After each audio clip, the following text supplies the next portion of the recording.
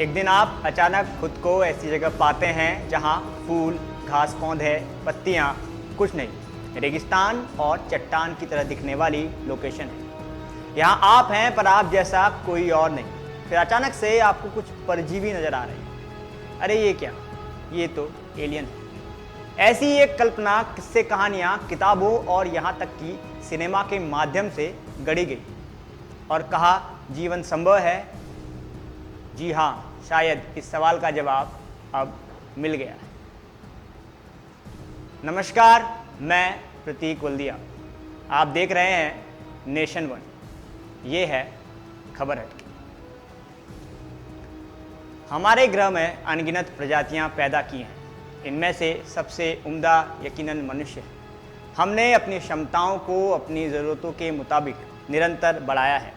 उसी कड़ी में हमने कई ऐसे दायरे पार किए जिन्हें कल्पना करना भी असंभव नजर आता है।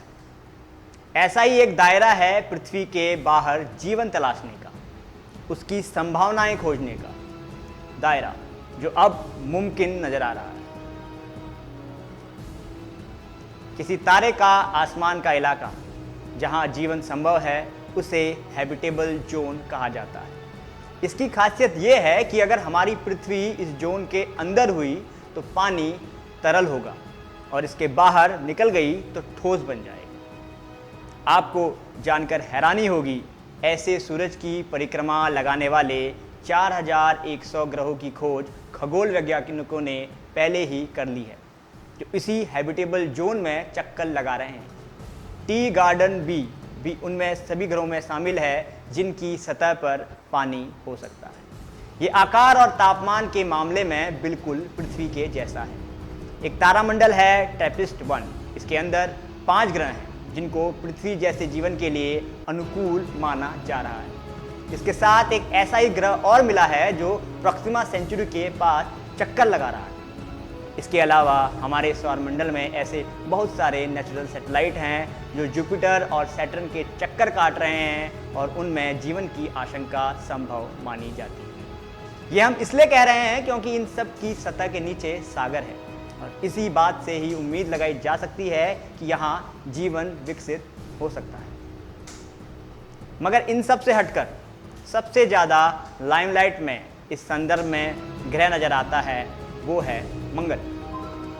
मंगल पर जीवन है, यह जानने का सफर शुरू हुआ 27 नवंबर 1971 को, जब अमेरिका ने मार्स पर पहला अंतरिक्ष यान भेजा, जो फेल रहा।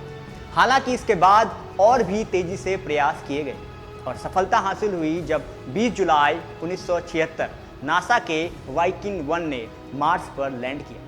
इसके बाद लगातार अमेरिका और रूस मार्स मिशन के लिए अंतरिक्ष यान भेजते रहे, जहां अमेरिका एकमात्र ऐसा देश है जो ऑर्बिटर, रोवर और लैंडर मार्स में भेजने में सफल रहा है। इसके साथ ही रशिया भी ऑर्बिटर और रोवर को मंगल की सरफेस में स्थापित करने में सफल रहा है। आपको बता दें, अमेरिका और रूस को छोड़कर कोई भी अभी तक मार्स पर लैंड नहीं कर पाया।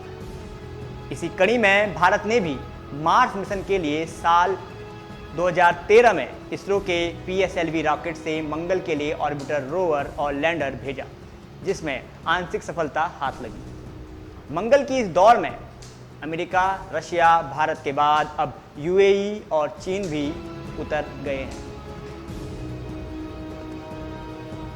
चीन की स्पेस एजेंसी CNSS ने Tianwen-1, जिसका चाइनीज में मतलब होता है स्वर्ग को सवार, 23 जुलाई 2020 को अपना पहला मार्स मिशन लॉन्च कर दिया। चीन ने एक साथ ऑर्बिटर, रोवर और लैंडर तीनों को लॉन्च करते हुए चीन इथोपिया पेनिसिया पर लैंड करने वाला है। ये वही जगह है जहां साल 1976 में नासा ने मार्स पर लैंडिंग की थी। ये एक वो लोकेशन है, यानी कम ऊंचाई वाली एरिया। मंगल ग्रह के ऑर्बिटर में ये फरवरी 2021 पर पहुंचेगा। इसी समय नासा का परसिवरेंस रोवर और UAE का होप ऑर्बिटर मार्स में पहुंचेगा। इसके साथ साथ भारत भी 2024 तक अपना दूसरा मार्स मिशन भेजने की तैयारियां शुरू कर चुका है। आपको बता दें, मार्स में यान भेजने का मौका हर 26 महीने में एक बार मिलता है। अगली बार 2022 में यूरोपियन स्पेस एजेंसी मार्स के लिए अपना एक मिशन प्लान कर रहा है। इसके साथ साथ जापान भी इसी कवायद में जुटा है कि वो इसी समय मार्स पर जा सके। साथ ही स्पेस एक्स यहाँ तक दावा कर चुका है कि 2022 में भी वो मार्स में मानव बस्ती का निर्माण करना शुरू कर चुका होगा। और एलन मस्क तो यहाँ तक कह चुके हैं कि 2024 तक मार्स में इंसानों का जाना शुरू हो जाएगा। साथ ही मस्क का 2050 तक एक महत्वाकांक्षी सपना ये भी है कि वो मार्स में 10 लाख लोगों को बसाना चाहते हैं।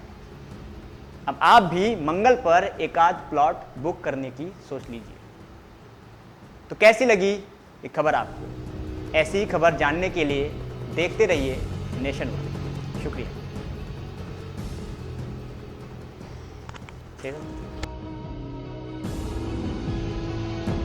नेशन वन की खबरों के अपडेट के लिए आप हमारे चैनल को लाइक करें, सब्सक्राइब करें, पसंद आई वीडियो को शेयर करना ना भूलें और ज़्यादा जानकारी के लिए लॉग इन करें www.nation1.tv पर।